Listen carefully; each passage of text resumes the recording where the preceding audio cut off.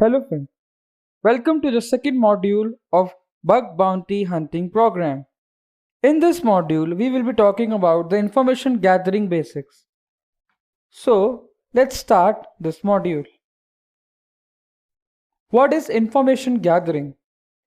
It is basically gathering as much information about the target as possible and organizing it in a structured manner so that it can be utilized later in the VAPT phase, which is also known as vulnerability assessment and penetration testing phase. Now, what is reconnaissance? It is the process of analyzing all the gathered information and utilizing it to understand the target.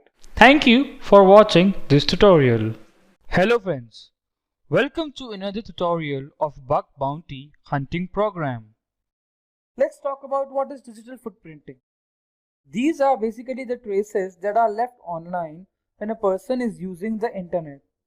They can be used to trace a person or a web application. For example, IP address that has been left online, likes on Instagram and FB pages, preferences and addresses entered while shopping online. Also, while going through your Insta or FB feeds, you tend to like a post, so there you leave your digital footprint. So this is all about digital footprint. Thank you for watching this tutorial. Hello friends, welcome to another tutorial of Bug Bounty Hunting program. Now, let's talk about what information to gather. For example, if you are finding a vulnerability in a website, what information should be gathered? First of all, critical assets and web applications that belong to the client, its related domains and subdomains, registration details of each domain, which includes owner details, developer details, hosting details, etc. Server architecture of the application running on those domains, other web applications running on the same server as the target domain, critical cached pages, older snapshots of the web application. In the upcoming modules, in the upcoming tutorials, we will be telling you the ways through which you can gather all this information which has been enlisted in front of you. Thank you for watching this tutorial. Hello friends, welcome to the next tutorial of Bug Bounty Hunting program. In this tutorial, we will be talking about what is Whois information. When someone buys a domain name, a database stores all the registration details. The registration details over here refers to the Whois information.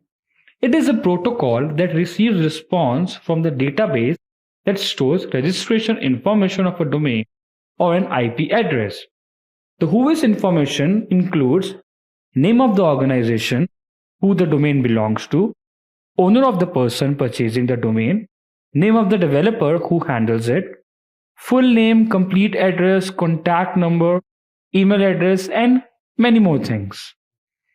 But one thing which you need to make sure that Whois cannot be used as a proof of ownership, as the registrant can fill in anybody's information or hawk's information, and Whois is not cross-checked while registering a domain or an IP. Now let's look at a demo of Whois information.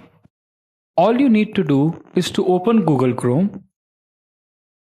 Here type Whois.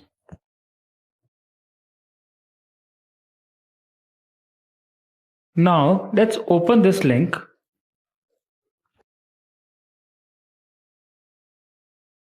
Okay. So over here, you need to enter a domain or an IP address of the website you are looking for. In my case, I'll type xyz.com and hit enter. Okay, now you can see the Whois record for xyz.com. So we can see the Whois record for xyz.com.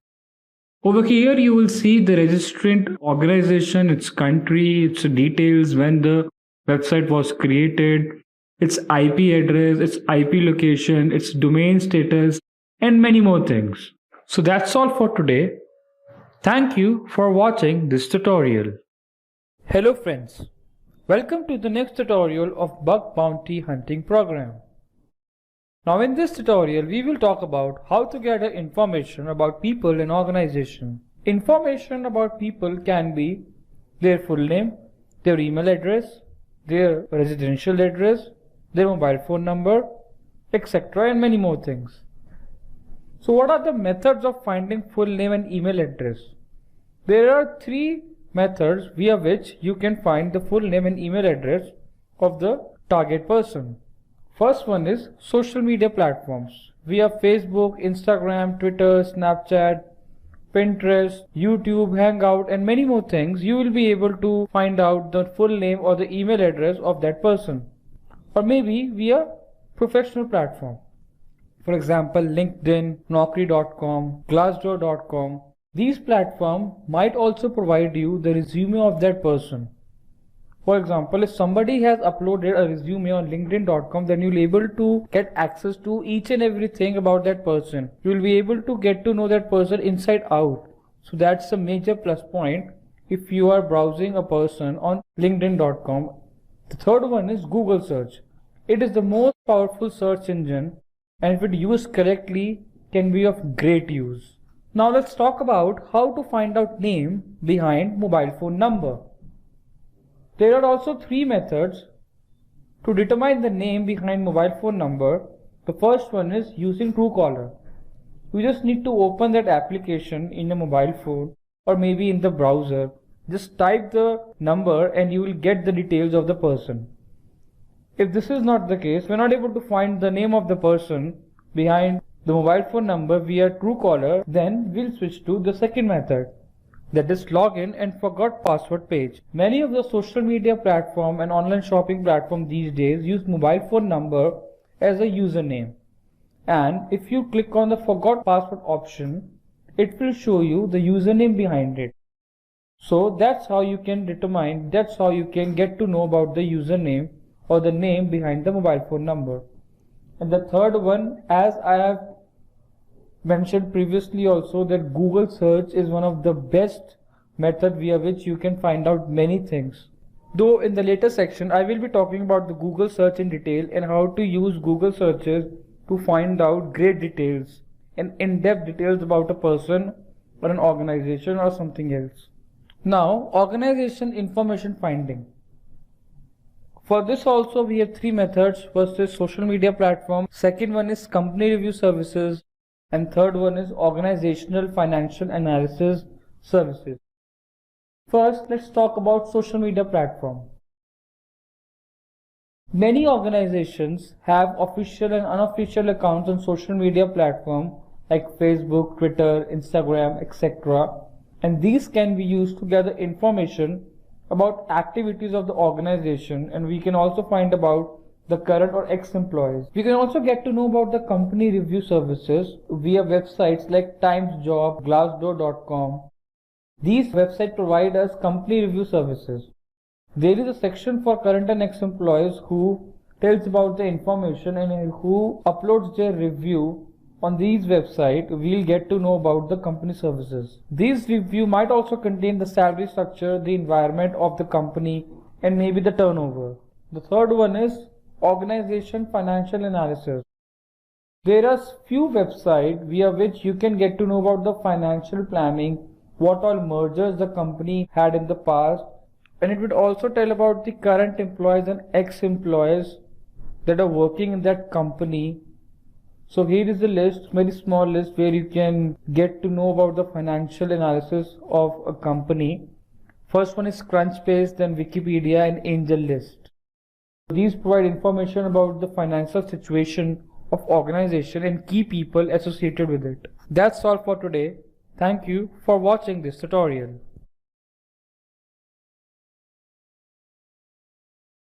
Hello friends, welcome to the next tutorial of Bug Bounty Hunting program. In this tutorial, we will be talking about how to gather information about websites.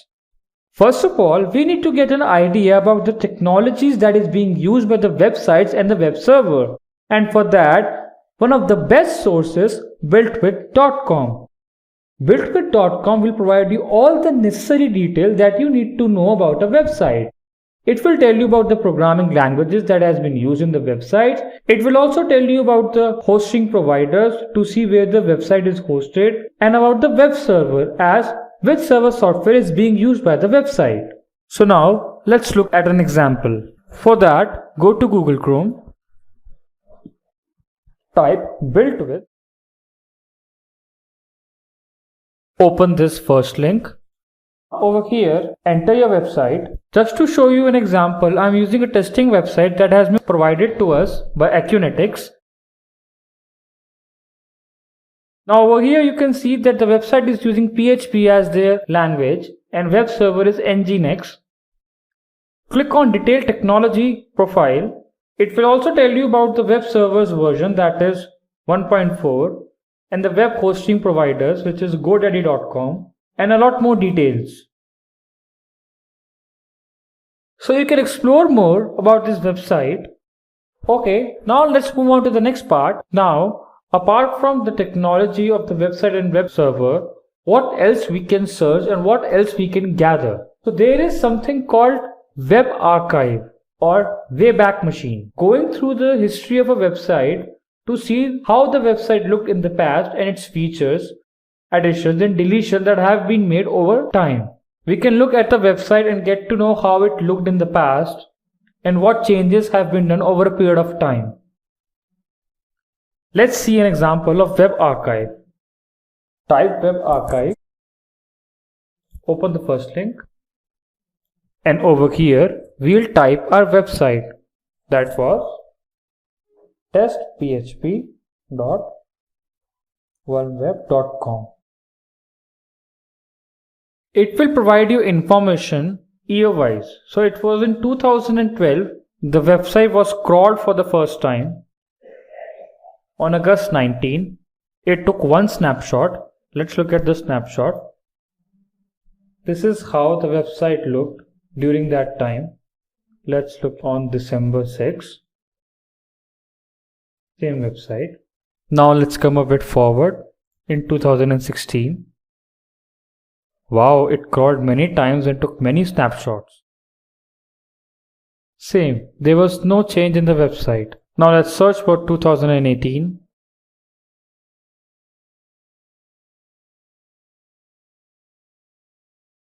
Exactly, no change. So in a similar way, you can get to know about the website and the changes that have been done over a period of time. Now, if you want to find out the subdomains related to a domain, you can either go to dnsdumpster.com or virustotal.com. Let's take an example. Let's go to dnsdumpster.com. And now let's test our website. One more thing which you need to keep in your mind is that while going through the dnsdumpster.com, you need to look for the host records A to see the list of all the subdomains. So this is the host records A, and you can see the subdomains over here, and it has only one subdomain, that is this one, rs202995.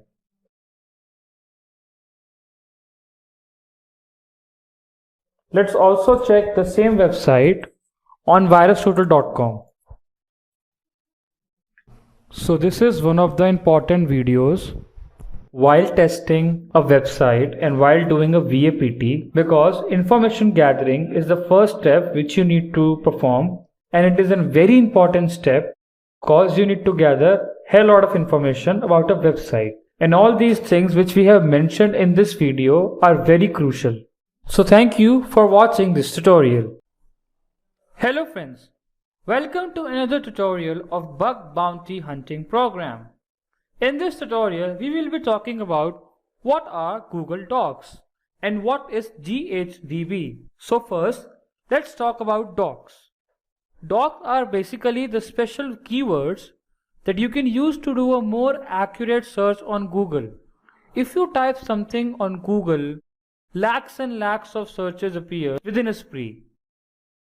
So, if you'll make use of these Google Docs, your search will become more accurate and precise. There are many Google Docs available to us, and you can type these words in the Google search bar to get more accurate results. We have all in text, all in URL, in text, file type, in title, and many more. So now let's look at an example. Open Google Chrome. Now, if I'll just search for bug bounty PDFs, I can write.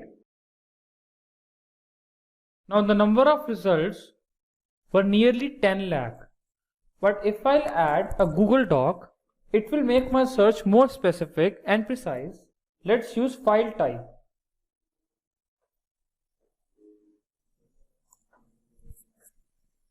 Now if you look at the results, it has reduced to only 1 lakh and earlier it was 10 lakh.